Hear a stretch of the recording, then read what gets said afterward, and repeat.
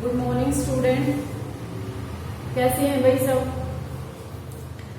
देखो last video के अंदर हमने किया था molar conductivity on infinite dilution की। डाइल्यूशन के साथ जो कंडक्टिविटी है वो किस तरीके से इंक्रीज होती है और कैसे डिक्रीज होती है, वो हमने किया था। उसके बाद जो नेक्स्ट टॉपिक है हमारा वो हमने किया था कोलार्स लॉ। कोलार्स लॉ क्या कहता है, देख लो तुम भी। कोलार्स लॉ क्या कहता है, लिमिटिंग मोलर कंडक्टिविटी का हो गया था, ग्राफ बनाया था, दोनों की वीक हो चाहे स्ट्रॉन्ग हो, दोनों में क्या होती है, इंक्रीज होती है ना। वीक इलेक्ट्रोलाइट में भी स्ट्रॉन्ग में भी दोनों में क्या होती है, इंक्रीज होती है। उसके बाद वीक में शार्पली इंक्रीज होती है, स्ट्रॉन्ग में धीरे धीरे इंक्रीज होती है। स्ट्रॉन्ग का हमें इनफाइनाइट डाइल्यूशन भी मिल गया था, जो हमने क्या निकाला था, डिबाई-हक्कल ऑन सैगर इक्वेशन। ठीक है, यहाँ पर सी था और यहाँ पर लिमिटिंग और ए नोट सी। ये y is equal to m x तरह की इक्वेशन बन जाती है, y is equal to m x और ये c। ये माइनस का क्यों आया है, क्योंकि ये स्लोप जो है ये इस तरीके से है। अगर स्लोप ऐसे होते हैं ना तो नेगेटिव वैल्यू आती है, ठीक है, ऐसे हो। अगर ऐसे होते हैं स्लोप इस तरीके से हो तो कैसी वैल्यू आती है भाई, पॉजिटिव वैल्यू आती है। ओके, तो स्लोप नेगेटिव है, एक्स एक्सिस पर जो ले रखा है, ये वाई एक्सिस के ऊपर जो ले रखा है, ये क्या होता है, इंटरसेप्ट की इसको कहां पर टच करता है।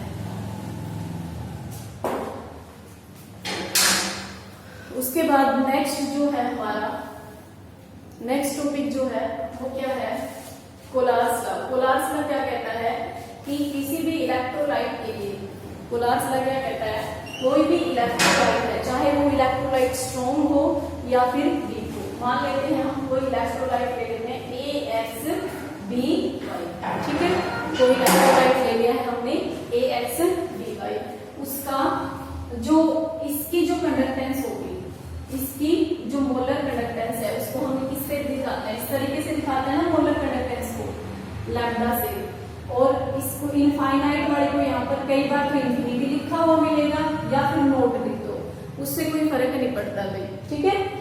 इनफाइनाइट लिख दो यहाँ पर या फिर नोट लिख दो, कोई बात नहीं है ये, ठीक है। तो इस इलेक्ट्रोलाइट के लिए हमें क्या निकालनी है, लिमिटिंग मोलर कंडक्टिविटी या फिर molar conductivity at infinite dilution. ये क्या होती है, अब अगर हम इसको डिसोसिएट करेंगे, जब ये डिसोसिएट होता है तो ये कैसे डिसोसिएट होगा, X A Y positive plus Y B X negative, ठीक है।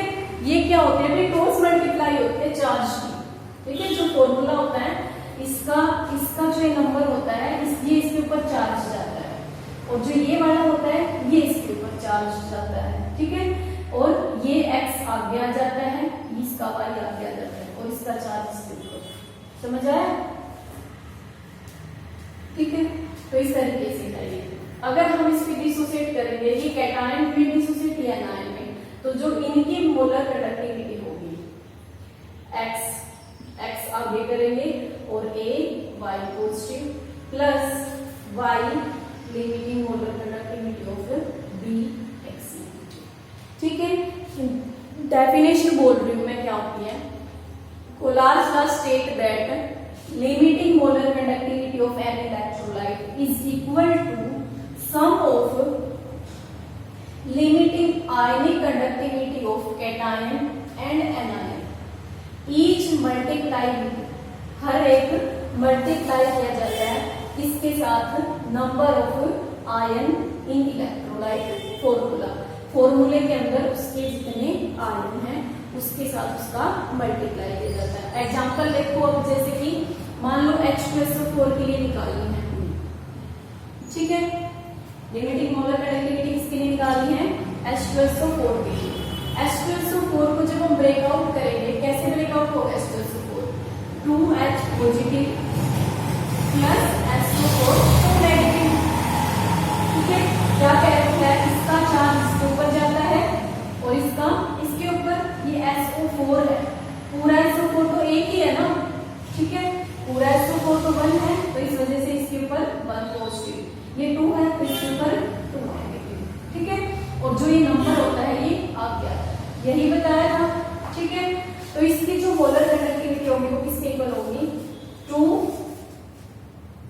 अप्लाई करते हैं और molar conductivity of H positive plus क्या आएगा, molar conductivity of SO4 2 negative. ये तो 1 है ना, इसके आगे कुछ भी नहीं है तो 1 आएगा। ठीक है, इसी तरीके से मान लो अगर NaCl की करनी हो तो NaCl को कैसे डिसोसिएट करते हैं, Na पॉजिटिव Cl नेगेटिव के अंदर, तो Na पॉजिटिव की प्लस Cl नेगेटिव की कर दोगे इस तरीके से। इसी तरीके से जैसे यहाँ पर हो गई CH3COOH की हो, ठीक है, तो ये कैसे डिसोसिएट होगा, CH3COO negative plus H positive, ये नेगेटिव और ये पॉजिटिव ऐसे डिसोसिएट होगा। अब दोनों के आगे 1 1 है तो इस वजह से हमारा क्या आएगा, 1 1 ही आ रहा है आगे। ओके, तो कोलार्स लॉ समझ में आया भाई, कोलार्स लॉ क्या होता है, हो गया क्लियर। अब एप्लीकेशन ऑफ कोलार्स लॉ करते हैं हम, एप्लीकेशन ऑफ कोलार्स लॉ,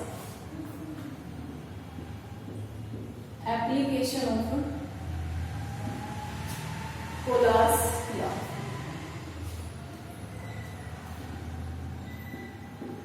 इसकी इतना बड़ा नोट है ना,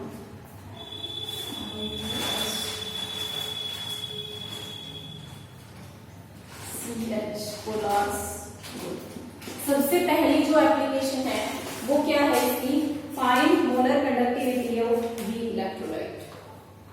फर्स्ट क्या है, कैलकुलेशन ऑफ मोलर कंडक्टिविटी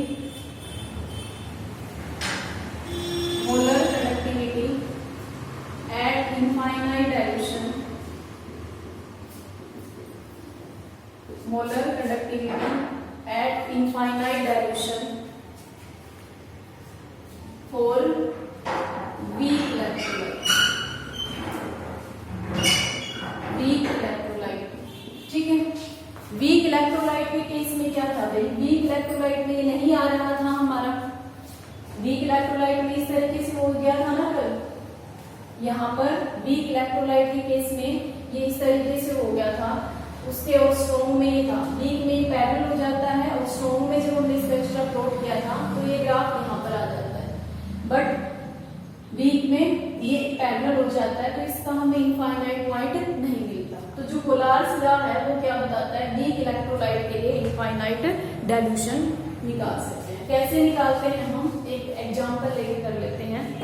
जैसे मान लो हमें निकालनी है वीक इलेक्ट्रोलाइट के लिए, वीक इलेक्ट्रोलाइट लेते हैं हम CH3COOH, इसके लिए हमें लिमिटिंग मोलर कंडक्टिविटी निकालनी है। तो हम कैसे निकालेंगे भाई, इसमें कैसे गिवन होगा, हमें गिवन होगा limiting molar conductivity of NaCl, limiting molar conductivity of CH3COONA and limiting molar conductivity of HCl।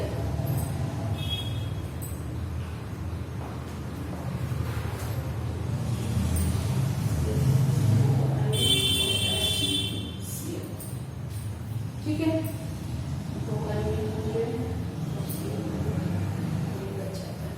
ठीक है भाई, इस तरीके से इन 3 की लिमिटिंग मोलर कंडक्टिविटी तुम्हें गिवन होगी। ठीक है, ये क्वेश्चन जो है ये 2 तरह से आ सकता है कि calculate limiting molar conductivity at infinite dilution for CH3COH। कैसे, एक तो ये सीधा दे देगा CH3COO नेगेटिव की भी गिवन होगी वैल्यू, मतलब 580 कुछ इस तरीके से वैल्यू गिवन होगी, एंड H पॉजिटिव की भी गिवन होगी। ठीक है, तो इन दोनों की अलग अलग गिवन होगी, लेकिन दूसरे तरीके से ये आ सकता है कि दूसरे एलिमेंट दूसरे इलेक्ट्रोलाइट के तो गिवन हो, लेकिन 4th इलेक्ट्रॉन की हम निकाल सकते हैं। तो कैसे निकालते हैं, देखो इसकी वैल्यू हम लेते हैं x, इसकी वैल्यू लेते हैं y और इसकी ले लेते हैं z। ठीक है, कुछ वैल्यू है दे देखिए ये कुछ वैल्यू।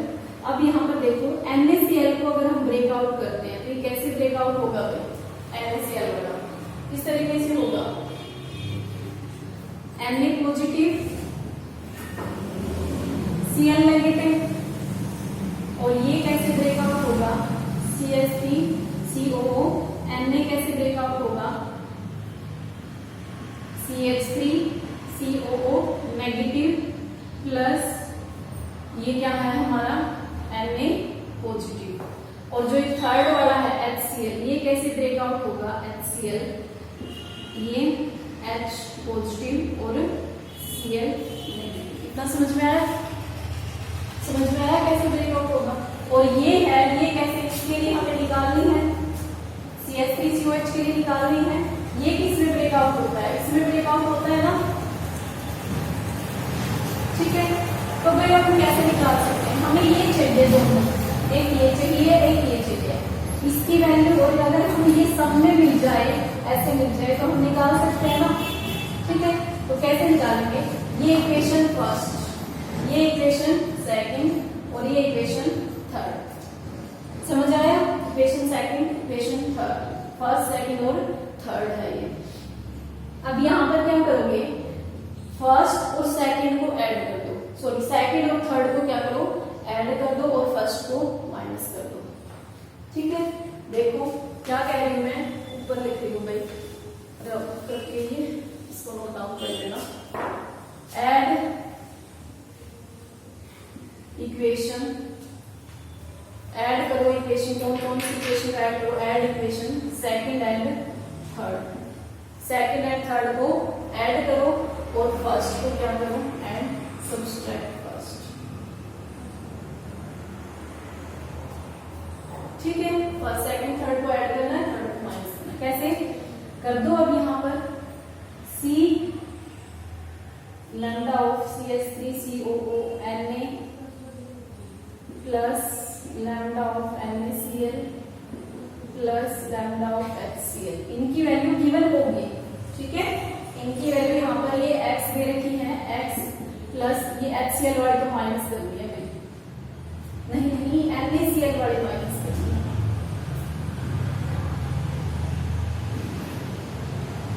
समझ आया लोकेश। तो x है नहीं, इसकी वैल्यू क्या है, y है, इसकी वैल्यू क्या है, z है, और इसकी वैल्यू क्या है, x है, समझ आया। ये वैल्यूज थी, माइनस कर दी, और यहाँ पर माइनस करेंगे तो क्या आएगा, C lambda of CH3COO negative plus lambda of Na positive plus lambda of H positive plus lambda of Cl negative minus, ये वाली इक्वेशन माइनस करनी है तो क्या आएगा, minus lambda of Na positive minus lambda of Cl negative, okay. तो ये इससे ये कैंसिल हो जाएगा और इससे ये कैंसिल हो जाएगा, यहाँ पर क्या बच गया भाई, lambda of CH3COO negative plus lambda of H positive, okay. तो इसी तरीके से हम स्ट्रॉन्ग इलेक्ट्रोलाइट का यूज करके वीक इलेक्ट्रोलाइट की क्या निकाल सकते हैं, हम मोलर कंडक्टिविटी निकाल सकते हैं, ओके, ठीक है भाई। सेकंड जो एप्लीकेशन है, फर्स्ट एप्लीकेशन तो ये थी, इसके बहुत ही इजी न्यूमेरिकल है और पेपर में पूछ लेते हैं, बहुत इजी था, कुछ भी नहीं है। आयंस में डिसोसिएट करना है, आयंस में डिसोसिएट करने के बाद इक्वेशंस को ऐड करना है और एक इक्वेशन को सब्सट्रैक्ट करना है, और उसके बाद हम क्या कर देंगे, वैल्यू पुट कर देंगे और हमारी जो वैल्यू आ जाती है। सेकंड जो एप्लीकेशन है ये है calculation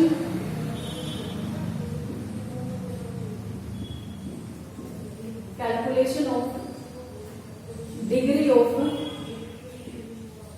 dissociation,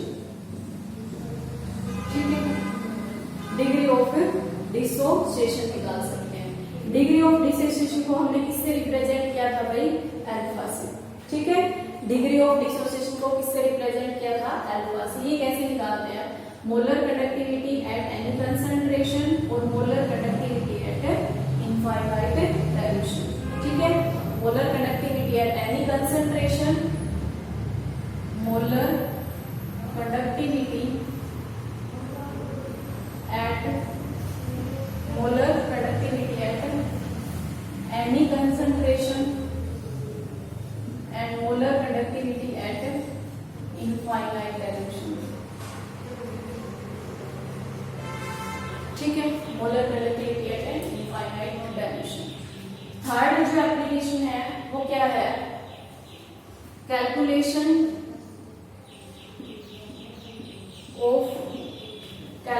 of dissociation constant. Dissociation constant for electrolyte. Dissociation constant for electrolyte. Electrolyte के लिए K is equal to C alpha square divide by 1 minus alpha. ठीक है, C अल्फा स्क्वायर, अल्फा यहाँ से है, ये डिग्री ऑफ डिसोसिएशन है, C है कंसंट्रेशन और ये क्या है, डिसोसिएशन कांस्टेंट। ठीक है, इसका डेरिवेशन नहीं करना, सिर्फ फॉर्मूला याद रखना है। ठीक है, तो molar conductivity at any concentration अगर पता हो, इनफाइनाइट पर पता हो, तो हम क्या निकाल सकते हैं, डिग्री ऑफ डिसोसिएशन निकाल सकते हैं और फिर डिग्री ऑफ डिसोसिएशन का यूज करके हम क्या निकाल सकते हैं, डिसोसिएशन कांस्टेंट निकाल सकते हैं भाई। ओके, तो कोलार्स लॉ है, कोलार्स लॉ बहुत ही इजी टॉपिक है भाई, और यहाँ से न्यूमेरिकल आता है, कुछ भी नहीं करना, एक न्यूमेरिकल करके देखते हैं हम। ठीक है, एक न्यूमेरिकल देख लेते हैं। न्यूमेरिकल है लैम्डा ऑफ NaNH4Cl दे रखा है 129.8 Simon centimetre square. Lambda of NaCl है 08.9 Simon centimetre square. Lambda of NaOH है 2714 साइमन सेंटीमीटर स्क्वायर। हमें निकालना किसके लिए है, NH4OH के लिए। ठीक है, किसके लिए निकालना है भाई, NH4OH के लिए। NH4OH। अब इनको आयंस में ब्रेकआउट करके बताओ क्या आएगा। इसको अगर आयंस में ब्रेकआउट करते हैं तो कैसे ब्रेकआउट होगा, lambda of NH4 positive plus lambda of Cl negative. ठीक है, इसको करोगे तो lambda of Na positive plus lambda of Cl negative. फिर इसको करोगे तो lambda of Na positive plus lambda of OH negative. Okay, और जिसका हमें निकालना है वो किस ब्रेकआउट होगा, NH4 positive plus OH negative. हमें ये दो चाहिए, तो ये इक्वेशन फर्स्ट, सेकंड और ये इक्वेशन थर्ड। एक तो ये चाहिए प्लस ये चाहिए, ये चाहिए और प्लस में कौन सा चाहिए, OH नेगेटिव चाहिए, तो इन दोनों को ऐड कर दो। ठीक है, जो जो वैल्यू चाहिए उसको ऐड कर दो। तो फर्स्ट और थर्ड को क्या करना है, ऐड करना है, और सेकंड को क्या करना है, सब्सट्रैक्ट करना है। ठीक है, इक्वेशन फर्स्ट और थर्ड को क्या करना है, ऐड करना है, और जो इक्वेशन सेकंड है हमारे उसको क्या कर दोगे भाई, माइनस कर दोगे। ठीक है, समझ आया, कर दो अभी इसको। यहाँ पर फर्स्ट और थर्ड ऐड करना, फर्स्ट और थर्ड को 129.85 माइनस, सॉरी प्लस है ये, 217.4 माइनस 108.9। इस तरफ तो हमने क्या किया है, जो भी वैल्यू गिवन थी ये वैल्यू कर दी है, और इस तरफ देखो NH4 positive plus Cl negative plus Na positive plus OH negative minus Na positive minus Cl negative. तो Cl नेगेटिव से Cl नेगेटिव कैंसिल, Na से Na कैंसिल, बच गया क्या, ये वाला बच गया। ठीक है, तो इस तरीके से हम क्या निकाल सकते हैं, NH4 positive plus OH negative, यही हमें चाहिए था। ठीक है, तो इसकी वैल्यू को ऐड कर देना, दोनों वैल्यू को ऐड कर देना और फिर सब्सट्रैक्ट कर देना, तो जो वैल्यू आएगी वो हमारी ये आ जाएगी। ओके, तो उसके लिए हमारा कोलार्स लॉ कंप्लीट हो गया है। उसके बाद इसके न्यूमेरिकल्स करना।